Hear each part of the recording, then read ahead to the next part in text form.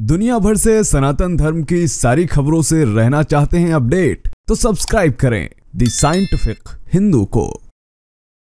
भारत में उन कटपीसों की कमी नहीं है जो कहते हैं मैं नहीं बोलूंगा जय श्री राम। उन नील चट्टों की भी कमी नहीं है जो कहते हैं हम भी नहीं बोलेंगे जय श्री राम। और तो भारत में तथाकथित नास्तिक चमन जो यह कहते हैं कि हम जय श्री राम नहीं बोलेंगे, हम क्यों बोलें। उनके लिए आज का यह वीडियो बहुत ज्यादा महत्वपूर्ण है। भाई साहब देखिएगा जरूर तुम क्या कह रहे हो और विदेशी क्या कह रहे हैं। तो चलिए शुरू करते हैं आज का वीडियो। मेरा नाम है धीरेन्द्र और आप देख रहे हैं द साइंटिफिक हिंदू। दोस्तों उस खबर पे आया है। सबसे पहले एक जरूरी बात है आपसे कहना चाहूंगा, बहुत बड़ी बात नहीं है, छोटी ही है समय की दृष्टि से, बाकी महत्व की दृष्टि से देखें तो काफी ज्यादा बड़ी है। अभिनव अरोड़ा, ये नाम तो आप सभी जानते ही हैं। ये अभिनव अरोड़ा किस तरह से सनातन धर्म को एक धंधा बना करके और सनातन धर्मियों से एक उपभोक्ता की तरह व्यवहार कर रहा है। इस व्यक्ति के पिता पहले कुल्फी बेचा करते थे और भी कई सारे स्टार्टअप किए। जब वो फेल हो गए तो इनको बाबा बना के लॉन्च कर दिया। इस लॉन्चिंग स्टार्टर पैक में शामिल था 100-200 रील,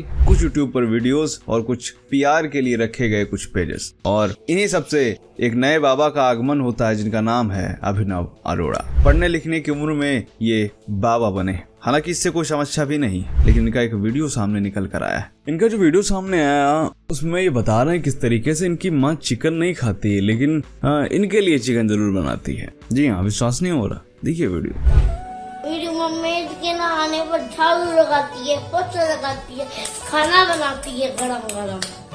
खुद नॉनवेज नहीं खाती लेकिन मेरे लिए चिकन बनाती है। खुद नॉनवेज नहीं खाती लेकिन मेरे लिए चिकन बनाती है। मेरे लिए चिकन बनाती है। मेरे लिए चिकन बनाती है। हाँ, तो ये देख लिया एक और इनका वीडियो, इनका नया ताजा तरीन वीडियो, जिसमें ये कह रहे हैं जब वो पैदा हुए थे उसके बाद से ही ये राधा राधा बोलने लग गए थे।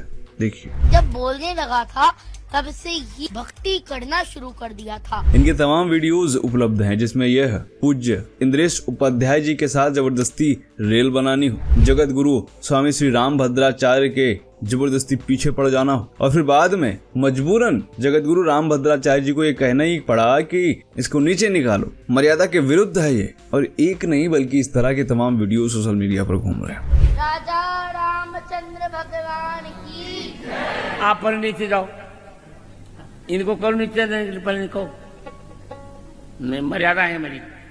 चलो भाई। अब सवाल ये उठता है कि जो बाबागिरी हम बच्चों में देख रहे हैं, आने वाली पीढ़ियों पर इसका क्या प्रभाव पड़ेगा। क्योंकि जो बिना शास्त्र, बिना वेद, बिना पुराणों का अध्ययन करे हुए ये लोग बाबा बन रहे हैं, ये भविष्य में जाकर के आपके बच्चों को क्या शिक्षा देंगे, ये आप खुद सोचिएगा। बस मेरी इतनी ही राय थी, इतनी ही बात थी। चलिए अब आते हैं इस वीडियो के टॉपिक पे। दोस्तों एक वीडियो सामने आया है, वीडियो आया है सीधे चीन से। अभी कांग्रेसी कट्टरपंथी सब मिलके कह रहे थे कि भारत चीन के सामने झुक रहा है, ये हो रहा है, वो हो रहा है। अब ये देखिए क्या हुआ है। ये तस्वीरें हैं LAC डेमचोक और डेपसोंग की, जहां पर चीनी सैनिक जय श्री राम बोल रहे हैं। वीडियो दिखाता हूं आपको, देखिए वीडियो।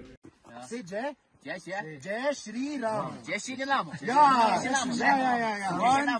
2 3 जय श्री राम। Thank you.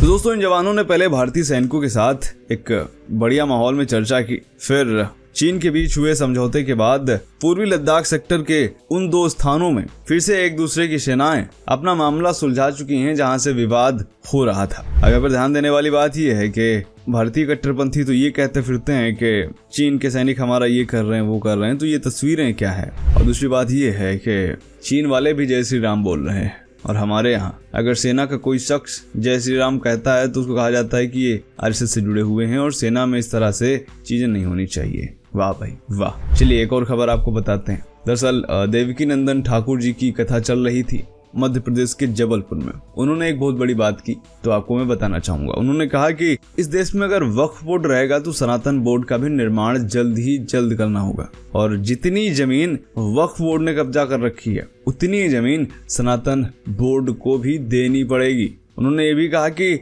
देश के संसद और एयरपोर्ट की जमीनें वक्फ बोर्ड के होने का दावा किया जा रहा है। हालात ऐसे ही रहे तो 10-12 साल बाद पूरे देश पर वक्फ बोर्ड अपना हक जताएगा और समय भी दूर नहीं जब हिंदू बेघर हो जाएंगे। बात तो सही है। तो सवाल तो यहाँ पर ये भी उठता है कि आने वाले समय में जिस तरह बांग्लादेश जैसी जगहों पर जजिया कर देना पड़ रहा है हिंदुओं को, वैसे ही हिंदुओं को अपने घरों का टैक्स वक्फ बोर्ड को देना होगा और मंदिरों की जगह फिर से मस्जिदें बनेंगी जैसे मुगल काल में बना करती थी। तो अभी भी समय है देवकीनंदन ठाकुर जी की इस बात को थोड़ा सीरियस लेकर के देखिए। क्या कदम रहेंगे? आप एक बात बताइए, अगर धर्माचार्य होते तो अब तक ये मुद्दा इतना शांत रहता?